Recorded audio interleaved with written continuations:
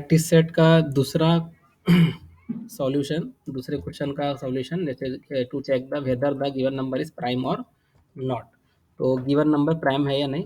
अब जैसे मैंने एन इक्वल टू थ्री डाला है, यहाँ पे कुछ भी डाल सकते हैं, ठीक है। तो जैसे कि तीन जो नंबर थ्री है ये प्राइम है या नहीं है, तो मैं कुछ पहले इनिशियलाइज कर दूंगा। आई एम को मैं जीरो इनिशियलाइज कर दिया और फ्लैग मैंने जीरो दिया। जो फ्लैग है, ये झंडा, ये क्यों यूज़ किया जा रहा है, ताकि मतलब आगे में अगर फ्लैग को हम यूज़ करना चाहें तो यूज़ कर सकते हैं। मतलब फ्लैग अगर जीरो रहा तो मतलब यानी कि फ्लैग चेंज नहीं हुआ और वो अब वो डिस्प्ले करेगा आपका जो नंबर है वो प्राइम है, ठीक है। अगर फ्लैग की वैल्यू अगर वन हो जाती है तो ये प्राइम नहीं रहेगा, ठीक है। तो मैंने यहाँ पर एक कंडीशन डाली है। तो जैसे कि आपको पता ही है, जीरो और वन जो है वो खुद से भी डिवाइड नहीं होते, और खुद से डिवाइड तो होते हैं, वन से भी डिवाइड हो जाते हैं। तो वो लेकिन लेकिन वो प्राइम नंबर नहीं है। प्राइम नंबर स्टार्ट होते हैं टू के बाद से, ठीक है। तो जो टू है वो टू भी प्राइम नंबर नहीं है, ठीक है। तो मैं टू से इसकी जो फॉर लूप जो रहेगा वो हम टू से स्टार्ट करेंगे, ठीक है। तो अ, हम देखेंगे यहाँ पर, अगर हमने जो वैल्यू जो इनिशियलाइज की है, जिसको हमको चेक करना है वो प्राइम नंबर है या नहीं, तो मैं पहले चेक कर लूँगा अगर वो जीरो या वन है तो नहीं। जीरो में से वन अगर एक भी रहा, जीरो रहा या वन रहा, तो फट से वो प्रिंट कर देगा it is not a prime number, और ये एल्स पे नहीं जाएगा, डायरेक्टली वो प्रोग्राम के बाहर आ जाएगा, ठीक है। इफ में कंडीशन चेक होंगी, अगर वो जीरो और वन रहा, जीरो या वन में से कोई एक रहा, तो डायरेक्टली बोल देंगे प्राइम नंबर नहीं है और वो एल्स में नहीं जाएगा। लेकिन अभी एन की वैल्यू क्या है, थ्री है, तो ये कंडीशन हो जाएंगी फॉल्स, तो वो आएगा एल्स पे। एल्स में क्या है, फॉर लूप है, ठीक है। तो फॉर लूप मतलब वो कब तक चलेगा, आई से टू से स्टार्ट होगा और I less than equal to M. तो एम की वैल्यू क्या है, देखो मैंने क्या किया, एम इक्वल टू मैंने क्या किया, एन डिवाइडेड बाई टू कर दिया, जो कि थ्री को हम टू से डिवाइड करेंगे तो वो आएगा, मतलब अभी क्या आएगा, एन एम में क्या आ जाएगा, वन आ जाएगा। मतलब ये फॉर लूप जो है एक बार चलेगा। लेकिन हाफ करने में फ़ायदा क्या है आपका, मतलब यहाँ पे जो एग्जीक्यूशन टाइम है वो कम हो जाएगा। यहाँ पर आप डायरेक्टली एन भी लिख सकते हैं, लेकिन एन लिख के कोई मतलब नहीं, मतलब नहीं कि वो एक एक करके सारे डिजिट से वो क्या करना है, मतलब लॉजिक क्या हो रहा है मेन, जैसे कि कोई नंबर आपने डाले तो वहाँ से लेके उसके आधे नंबर तक की भी अगर हम उसने अगर डिवीजन परफॉर्म कर लिया और रिमाइंडर चेक हो रहा है कि इसका रिमाइंडर जीरो है या नहीं है, ठीक है। अगर उसका रिमाइंडर जीरो मिलता है किसी भी जगह, किसी भी जगह उसका अगर रिमाइंडर जीरो मिलता है, तो क्या हो जाएगा, तो कंडीशन ट्रू हो जाएंगी और बोल देंगे डायरेक्टली वो प्राइम नंबर नहीं है, और फ्लैग को सेट कर देगा और ब्रेक हो जाएगा, वो डायरेक्टली बाहर आ जाएगा इस फॉर लूप के। और वो यहाँ पर फिर चेक करेगा फ्लैग जीरो है क्या, अगर फ्लैग जीरो रहता है तो प्राइम मतलब डबल डबल प्रिंट नहीं होगा, वो डायरेक्टली वो फिर ये वाली कंडीशन भी फॉल्स हो जाएंगी और आपका प्रोग्राम खत्म हो जाएगा।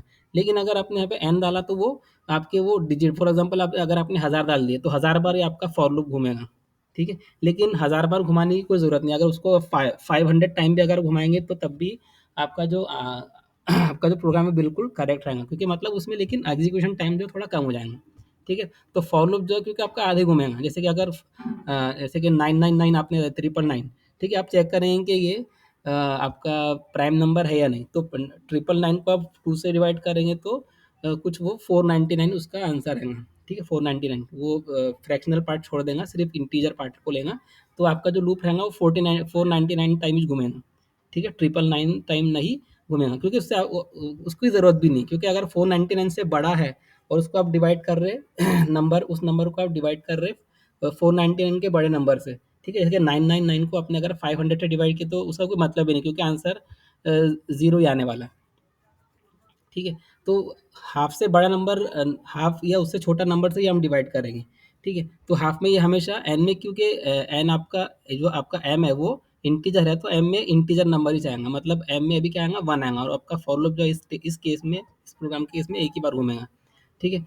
मतलब वो क्या करेगा, ये आप यहाँ पर एक काउंटर ले रहे आई, जो एक एक से बढ़ते जाएगा, वो एक एक डिजिट उसके हाफ हुए तक के वो चेक करते आएगा, किसी जगह पे उसका रिमाइंडर, मतलब ये आपको क्या देगा, N mod I equal to zero, मतलब चेक कर रहे उसका रिमाइंडर जीरो आ रहा है या नहीं आ रहा है। अगर जीरो आ रहा है इसका मतलब क्या है, वो प्राइम नंबर नहीं है, ठीक है। अगर जीरो नहीं आता है मतलब वन आता है तो वो प्राइम नंबर है, ठीक है। मतलब एक बार भी अगर क्या आएगा आपका, एक बार भी अगर यहाँ पर आपका रिमाइंडर जीरो आता है तो ये फट से प्रिंट कर देगा कि आपका जो नंबर है वो प्राइम नंबर नहीं है, और वो लूप के बाहर आ जाएगा। और उसको यहाँ पर ज़्यादातर जब जब भी मतलब उसको जब तक कि वन नहीं मिलेगा, जब तक उसको वन मिलते रहेगा वो इस फॉर इफ के बॉडी में नहीं आएगा, डायरेक्टली वो एक बार वो इंक्रीमेंट होता है, क्योंकि फॉर के अंदर इफ के अलावा और कोई स्टेटमेंट नहीं है। ठीक है, मतलब जब जब उसको वन मिलते रहेगा वो इफ का कोई इफ की बॉडी एग्जीक्यूट नहीं होंगी जब तक कि आपका आई जो है वो वन से इंक्रीमेंट हो जाएगा। तो आप देख सकते हैं यहाँ पर एन की वैल्यू 3 है और हम चेक कर रहे हैं 3/2, 3/2 क्या आ रहा है 1 आएगा। तो 1 इज, क्योंकि कंडीशन हो जाएंगी फॉल्स, तो ये इफ के बाहर आ जाएगा, फिर से आई की वैल्यू 1 से इंक्रीमेंट हो जाएंगी। ठीक है, अभी देखिए हम चेक करेंगे आई की value less than equal to 1 है क्या।